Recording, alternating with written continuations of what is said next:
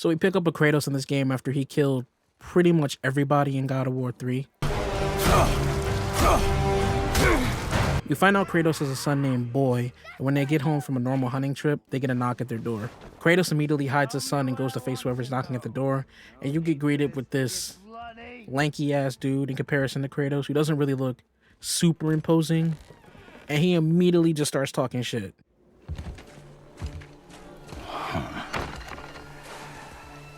I thought you'd be bigger. But you're definitely the one. You do not want this fight. Oh. I'm pretty sure I do. Now, Kratos immediately shrugs him off, pushes him away. Seems like none of this dude's hits are doing anything, and the game makes it seem like this dude is not about shit. But then,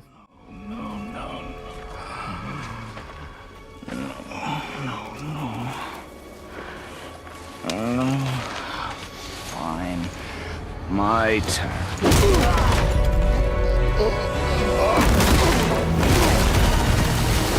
now you start fighting this dude who right now is just known as a stranger. And in this fight, he's fucking flash stepping around. He's throwing ice abilities and shit at you. Stuff that's pretty goddamn crazy for someone who's as of right now, possibly a normal guy. We fought gods before in God of War 1, 2, and 3. And usually they're pretty boastful or they're pretty bombastic. They stand out. They constantly make their presence as a god known. But this guy, by all intents and purposes, just seems like a normal ass dude with powers. But I think that's genius in the way they design his characters and the way they handle his execution, because it kind of makes you downplay him a little bit. So as the fight goes on and as it escalates and he starts beating Kratos' ass more and more and more, it kind of gives you an unsettling feeling about not just him as a character, but what the hell else you're going to fight coming up in the rest of the game. So Kratos and this man start beating the shit out of each other. They're going through fucking trees, they're going through rocks, they're fucking up Kratos' house. It's crazy. And the game cleverly uses a moment here to introduce his Spartan Rage mechanic. Kratos gets thrown into a mountain or some boulders, and after the stranger implies he's gonna go see who Kratos is hiding in the house. Maybe whoever it is you've got stashed in that house will.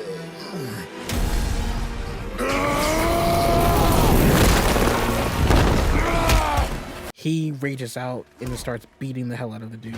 Now this raises some questions, of course Kratos hit his son for safety, because a stranger is coming to their door.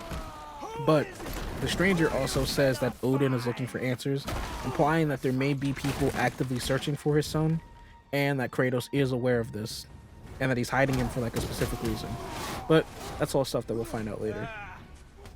The stranger and Kratos keep going at it, literally splitting the ground beneath them as they're pushing against each other, just showing the sheer power of these two when they're fighting one another. It's fucking crazy. And I think this goes to also show that Kratos and the stranger are damn near equals to one another.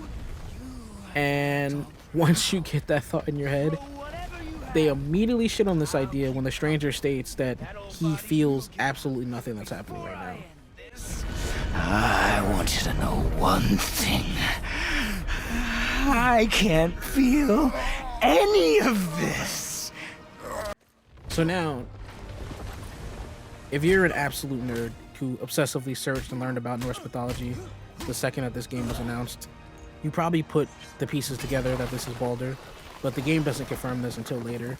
But in this beginning area, they drop a bunch of small nuggets to lead you down the path that this is Baldur, that I think honestly were perfect, and it makes this introduction hit even harder for me.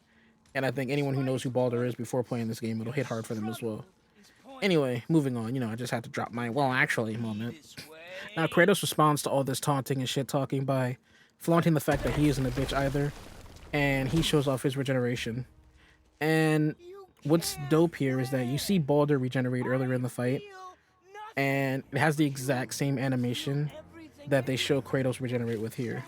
And they put emphasis on both of these, and I think it's another clever way to show you that you're fighting a god, because as you know, Kratos is a god. So if he's regenerating with this animation and someone else is regenerating with that animation, you kind of put two and two together and realize oh yeah, we're fighting another god here. I think that's a really cool touch of visual storytelling, which this game honestly does a lot of, but Moving on. Eventually, Kratos gets his one up on Baldur and eventually snaps his neck, throwing him off the cliff and ends their first confrontation. I'd hope that you, of everyone I'd faced, would finally make me feel something, but you can't.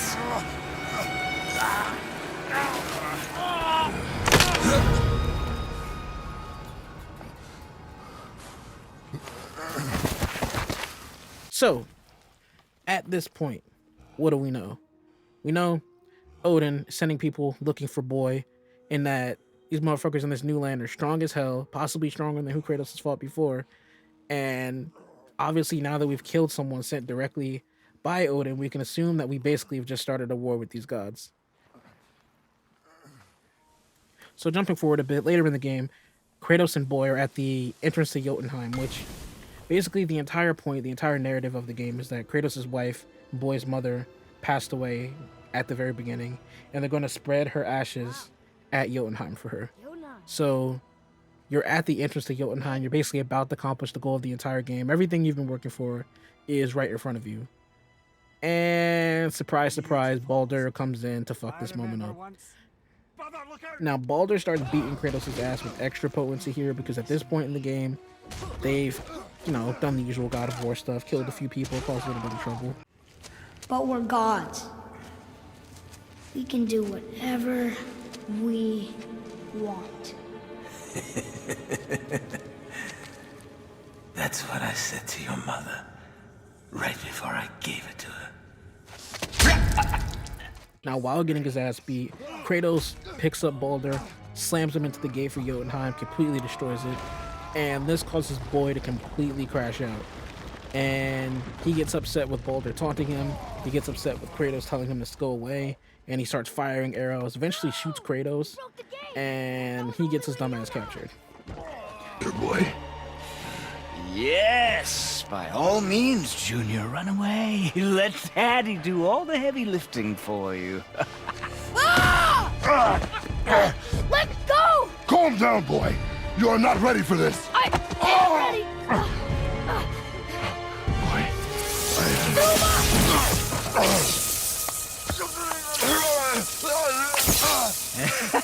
And here I thought my family was fucked up.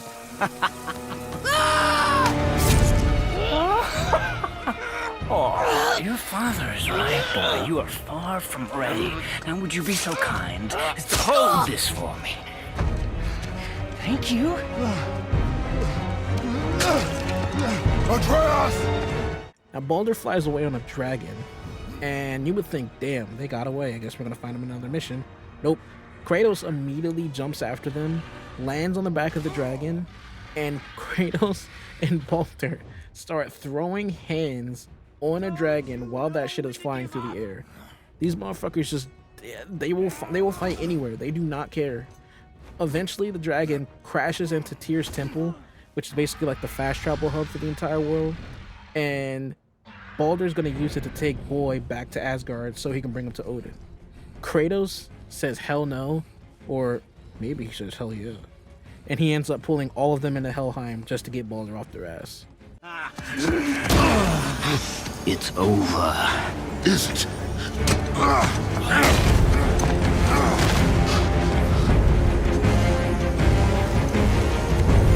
So be it.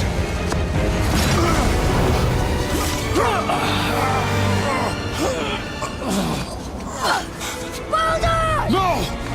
Listen to me! Let me out! Let go of it now or I will kill him. You know I will.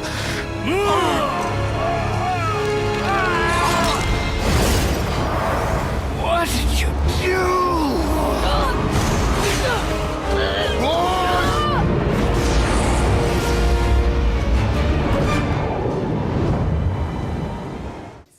So by this point in the game, we now know that the stranger is Baldur. He's a son of Odin, and we learn that due to a spell put on him by his mother Freya, he was given immortality and pretty much invulnerability, or at least extremely fast regeneration. And this also resulted in Baldur not being able to feel anything at all, which essentially drove him crazy and got him to the point he's at right now. And eventually you do learn of one thing that can harm him, which is mistletoe. So Jumping forward again, Kratos and Boy are in the World Serpent to get Mimir's second eye. It's a long story. Mimir is a severed head that you carry around with you, and he acts as a voice of reason and basically drops exposition about the world around you. But anyway, while in the World Serpent, this big-ass planet-wrapping snake starts shaking and eventually spits you out. And you look up when you hit the ground and you see the World Serpent falling to the ground knocked out. And you find out that this absolute fucking demon Baldur knocked out the World Serpent just to get to you. Boy, Like, like what? I'm good. This man just jumped up to this planet-sized like snake with straight hands and beat it down just to get you out of it. Absolute fucking menace. So upon hitting the ground, Freya shows up. So now it's Freya, Kratos, Boy, and Baldur. And when Baldur comes out after beating up the World Serpent, he sees his mom. He gets extremely pissed off because he hates her for the fact that he put this spell on him that essentially ruined his life and made him unable to feel anything. So he's immediately on 10. Right? until we know for certain, keep a distance. The world serpent. What's happened here? We hoped you would know. You are far from home. I'm looking for my son. The two of you. You helped me see things more clearly. You do not know where he is then? No. But the woods and fields speak his name. I know he walks here in Midgard. When did you see him last? Long ago. Before you were even born. Why are you standing so far from me? What's wrong? Something's happened. There!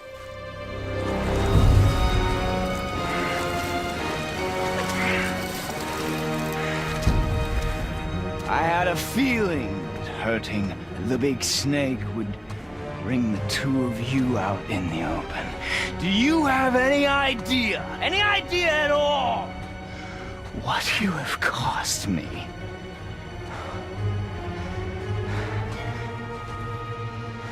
My boy.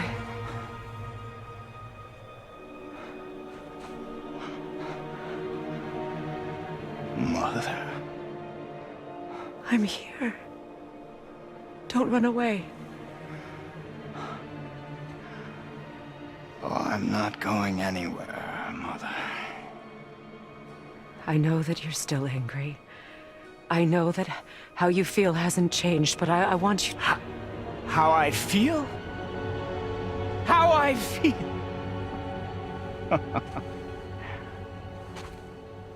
I've spent the last 100 years dreaming of this moment. I rehearsed everything I ever wanted to say to you, every word, to make you understand exactly what you stole from me. But now, I realize I don't need you to understand anything. I don't need you at all. No, back off, Kratos. This has nothing to do... This path you walk, vengeance, you will find no peace. I know. You... I'll deal with you later. But family first.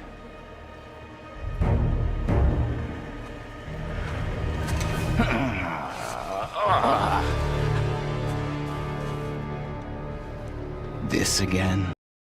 And while on 10, when the fight starts, he immediately goes to take Boy off the map. Fucking savage. So in punching Boy, Baldur hits a piece of mistletoe that goes straight through his hand, and he finds out here that mistletoe is the one thing that he's vulnerable to, and the one thing that could break his curse. You want to turn away, boy? This won't be pretty. I won't let you hurt him! No, boy. Fine. Stop! No! No! Atreus! You're bleeding. Breathe, boy. Breathe! Not my blood.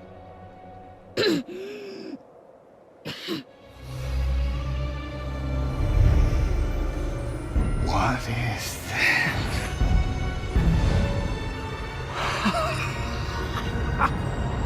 I can feel this. I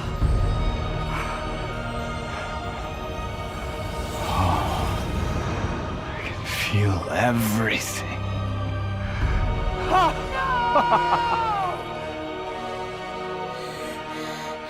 He's vulnerable now?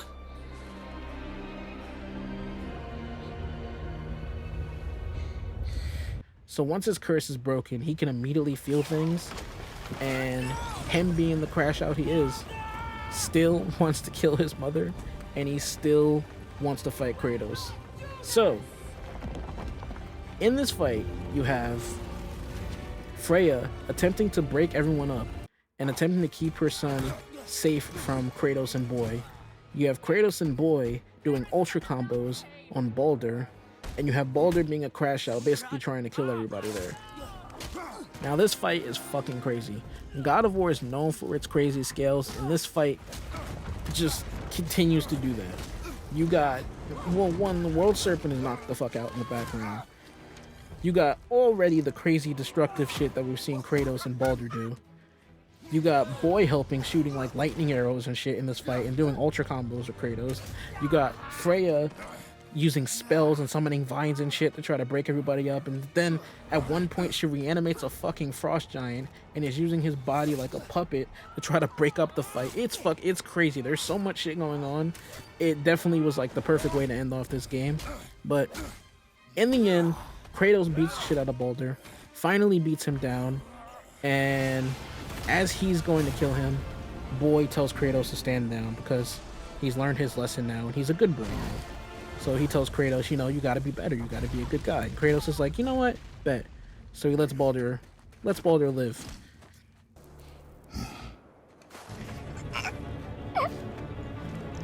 Come on!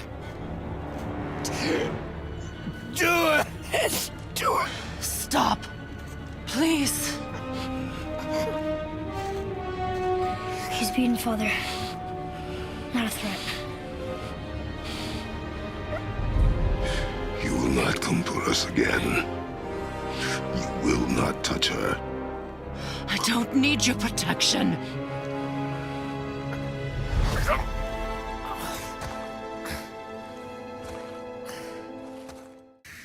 But Baldur, as I said, being an absolute crash out, goes to choke out his own mom, and Kratos says fuck that and kills Baldur right in front of his own mother.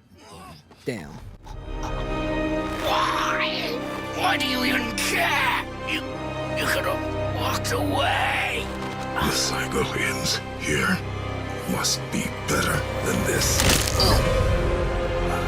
So, what did all of that mean? What was the point of Baldur? Was he just there to be cool guy that is on some Wolverine shit, constantly healing, and is there to just do cool things and fight and be explosive, blah, blah, blah, blah? No. Baldur, in my opinion, is one of the, if not the best antagonist in the entire God of War series. And let's get into why. You should move on. This game tackles heavy themes of parenthood, and through the interactions with the Norse gods that you meet in this game, you see themes of parental abuse throughout the way that Modi is brutally beaten by Thor after he returns from the death of his brother. Thor! Blame me! Me! For what you did to Magni. My own father called me a coward. Looks like he did more than that. Or even in the way that Kratos is almost like neglectful and cold towards Atreus in the beginning of the game.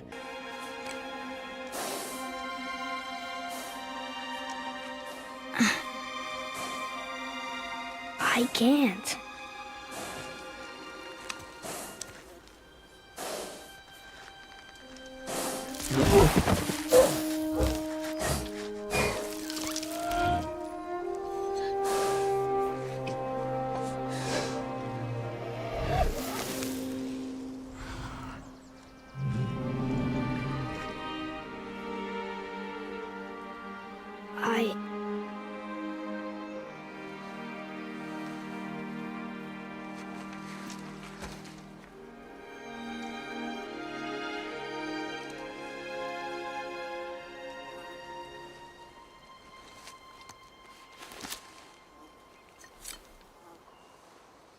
And you can say that Freya's overbearing, or almost like, I don't know if it'd be helicopter parenting, but overbearing and overprotective nature to the point where she put a spell on Baldur where he can't feel anything, is also a type of abuse.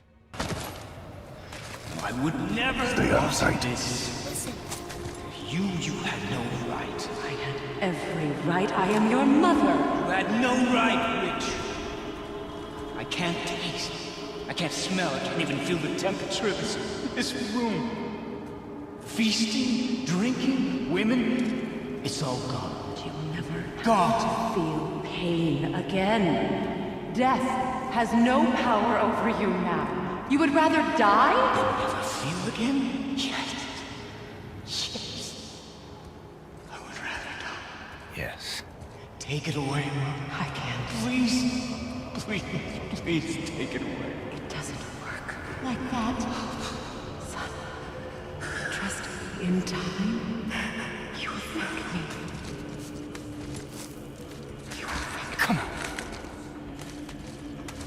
So you're seeing these different forms of like psychological and physical abuse throughout the game, and how it affects each of the children of these gods, and how those children's actions go on to affect the world around them. Now, a key example of this point is Atreus. As I said, Kratos is basically abusive to Atreus in the way that he's neglectful and extremely cold to him throughout the entire game. Literally does not refer to him by his name. He calls him boy for like 99% of the runtime. And you can see how this affects Atreus and his behavior. Because anytime Atreus gets a moment of power, he immediately lets it go to his head and he starts going fucking crazy.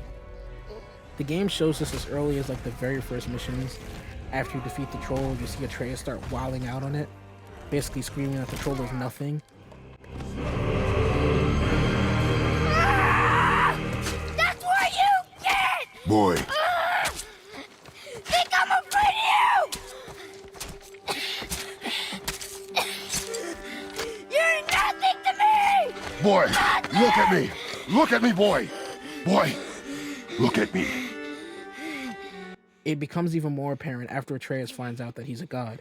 He starts talking shit or popping shit to like Brock and Sindri. He starts being a little asshole to Kratos. Oh, I can tell you a thing or two about family matters. Let me guess.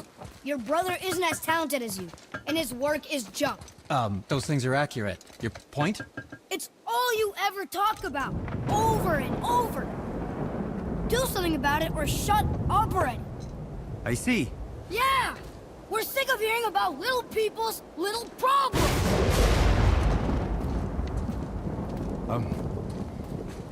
All right. That hurt a little.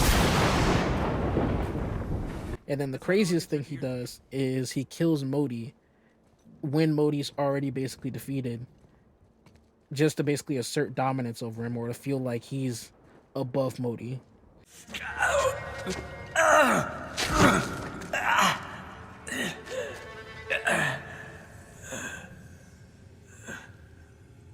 No. He is beaten. Not worth killing. He should pay for what he said about Mother. I said no. But we're gods. We can do whatever we want. That's what I said to your mother, right before I gave it to her. What are you doing? This is a much better knife than Mother's.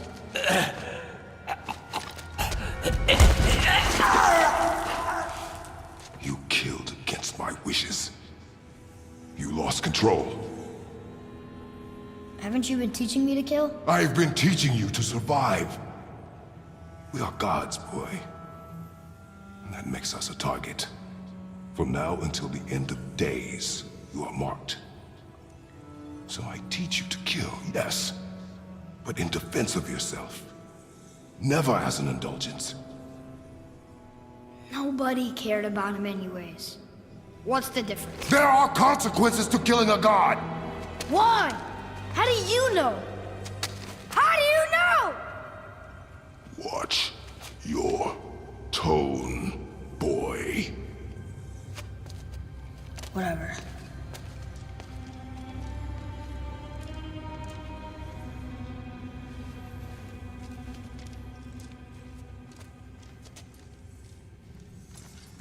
He feels so belittled by his father that he feels like he needs to take it out on the world and people around him when he's in a position of power. And I think he doesn't really learn his lesson until he gets thoroughly humbled by someone like Baldur, who he can't really do anything to.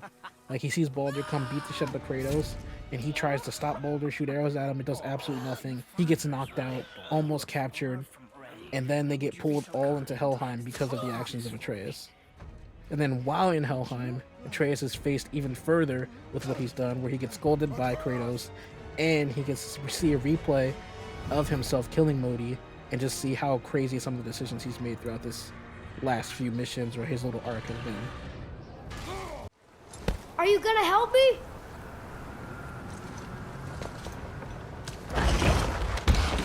You will listen to me and not speak a word.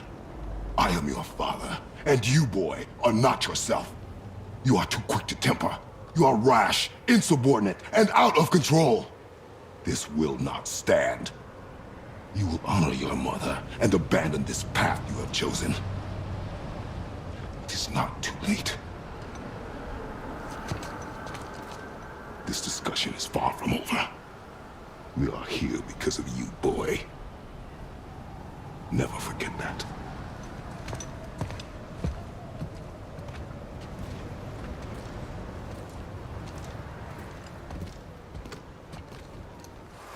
It was me. But we're gods. We can do whatever we want. Turn away, boy.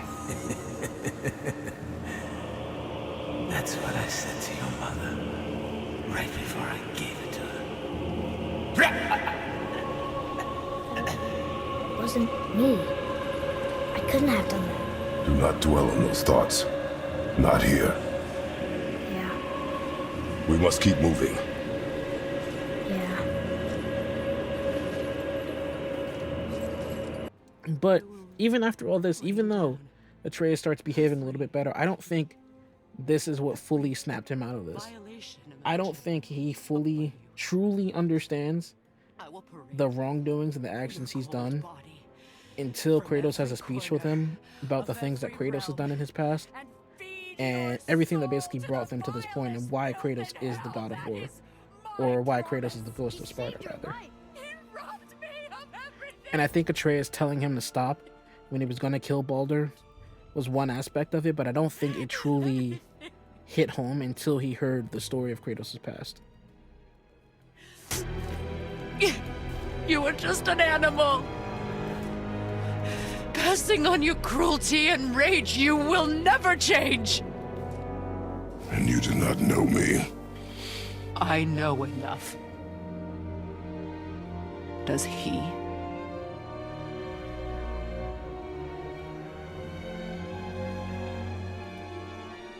Boy. Listen close. I am from a land called Sparta. I made a deal with the god that cost me my soul. I killed many who were deserving. And many who were not.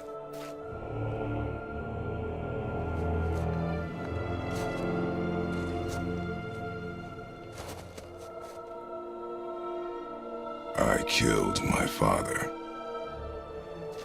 That was your father in hell. Is this what it is to be a god?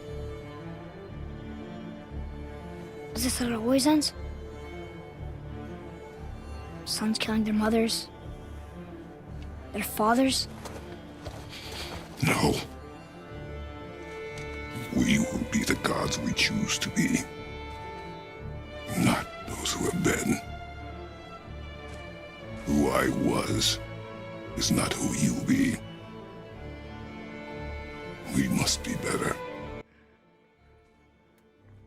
And I think what sums up basically the message or the arc of Kratos and Atreus through this game, and even in God of War Ragnarok, is basically the tagline of the Norse Saga in "We must be better." Well, Basically, guess we are the bad you have guys to be now. better than what your parents were. Yes. He has to be better But than you what could past never make gods that were, choice. and they can't continue cycles of hatred because that leads nowhere, as we've seen with Kratos and God of War, and as we've seen kind of with Baldur. But let's get on to his story now, because this is about him. Baldur's main anguish comes from the relationship with his mother.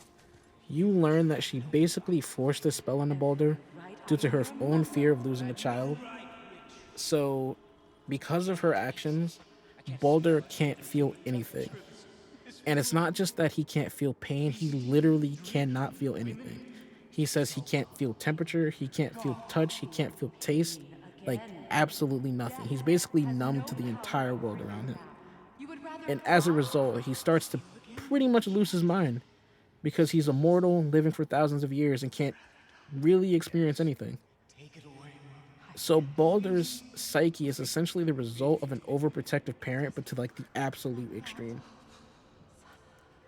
And ironically, through Freya's actions to keep her child safe, she ended up pushing Baldur away, and she made him invulnerable, but it basically costed him his mind instead. Now, Baldur in his fight with Kratos early on is shown as wanting to fight someone who can make him feel something. He came to their house essentially because he was looking for giants, and he was hoping that giant magic would be the cure for basically the spell that was put on him by Freya. So he was hoping that he would get there and he would fight someone that would basically break his curse and make him feel something. Now, What do you want? on top of that, you can see that in his fight with Kratos, Baldur also has just like a general lust for battle, probably coming from the fact that he's been fighting people for thousands of years and just hasn't been able to feel something. So he probably does want to kind of like feel that rush of like being near death in a fight because he just hasn't experienced it. So he probably has like this complex of like almost wanting to die, but at the same time he wants to fight with like everything he has. It's kind of crazy. He basically wants to fight to the death with someone, and you could tell just by from some of his dialogue with Kratos.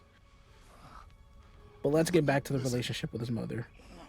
Throughout the game, you can see that Baldur has an ever-growing grudge against his mother, and he almost like desperately wants to kill her, like to the point when he's watching the scene in Helheim with him choking her out, he's like shaking and ecstatic at the idea of it happening.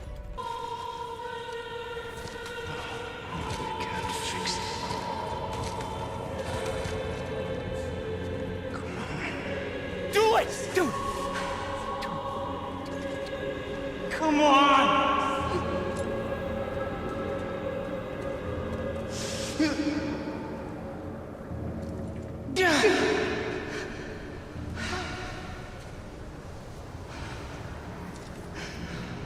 Coward.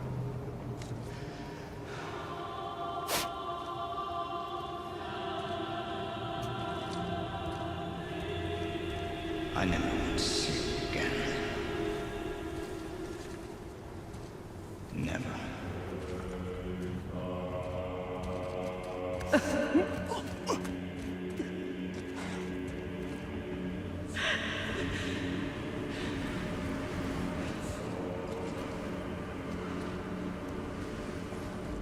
What you did to me.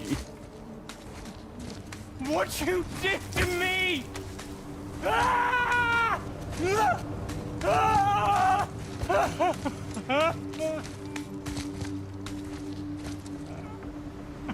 And throughout the game, you actually see Freya's life literally in Baldur's hands twice. And in both times, she never actually apologizes for anything she does. And she basically stands on the fact that she did everything she did for him, even after seeing how much it hurt her own son. And this, I feel, kind of shows how in some cases, a parent cares about their child as a body and as a living thing, but they still fail to see their child as an actual person and take their emotions into account. An example of this is once Baldur's curse is lifted, he is ecstatic to go into this fight with Kratos and actually feel something. As I said before, he has like that lust for battle, that lust for wanting to die in combat, or just basically just wanting to die in general. So now he's basically has this opportunity right in front of him, and again, Freya jumps in the middle of it and tries to protect him, which is the exact opposite of what he wants. He's vulnerable now?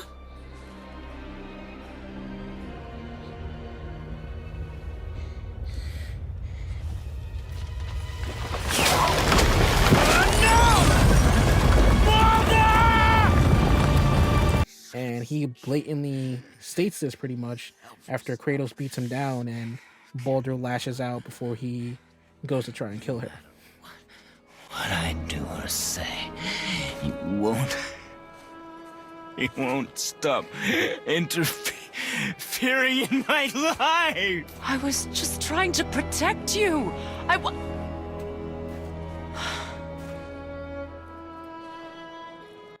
made mistakes. Now here's where Santa Monica's amazing ass writing, I think, comes into play. Freya, before Baldur approaches her, states that she doesn't need Kratos' protection. We can build something new. And she's basically choosing to die in this moment. But if you remember earlier, when Baldur got his curse lifted and he wanted to fight Kratos and he wanted to basically die in this battle, Freya intervened. She tried to stop this from happening. She tried basically the entire fight to stop it from happening. So in this moment, basically when Kratos saves her, he's taking away her choice in her own life, the same way that she took away the choice that Baldur had in his own life to die by putting that spell on him. So that's just something I think was a peak writing moment by Sony Santa Monica. So why did Kratos kill Baldur in the end, even after he spared his life? Was it just because he went to kill Freya? I think it was partly that, but there's a little bit more, and you can tell by what he says at the end. So Baldur at this point is a broken man. He's just mentally destroyed by his life of living without feeling anything. And even though his curse is lifted, that pain he's felt over all these years, that rage he's built up, still has not subsided. And I think Kratos saw that when Baldur went to go kill his mother, and that breakdown he had before he went to kill his mother. And I think Kratos knew the path that Baldur was about to go on, because obviously Kratos had been down it himself. He knew that Baldur would not stop at killing Freya. He likely would have came and tried to kill Kratos and Atreus as well, and possibly would have just taken the fight all the way back to Asgard and become another Ghost of Sparta situation. The same way Kratos went and killed Zeus and just never stopped killing all the gods until there was nothing left. And I believe that's why Kratos says the cycle ends here when he goes to kill Baldur, because he's basically breaking the cycle that he's seen himself go down before it even starts. And I also think this is hammered home because after Freya freaks out on Kratos about killing her son, Kratos explains to Atreus basically his past as the Ghost of Sparta, and explains pretty much that he's seen where all of this goes and why he's made the decisions that he's made. And I think that whole explanation hammers home the entire reason that Kratos killed Baldur and basically the entire point of Baldur's character. You could say Baldur represented a few things. He represented what can become of a god who's raised by dysfunctional parents, so he can almost represent like a dark mirror of Atreus, or what Atreus could possibly grow up to become. And you could also say he's kind of a darker mirror to Kratos, because he's kind of like starting down the path to become another Kratos. So in that way, he mirrors both of our protagonists, and I think that's why he's one of the best antagonists in the entire God of War series. So let me know if you agree or disagree. Let's have a discussion in the comments, and if you want to see more game breakdowns, make sure you like and subscribe. And if anyone has any recommendations as to what games we should do next, what you want us to talk about next, drop them in the comment section and we will happily oblige.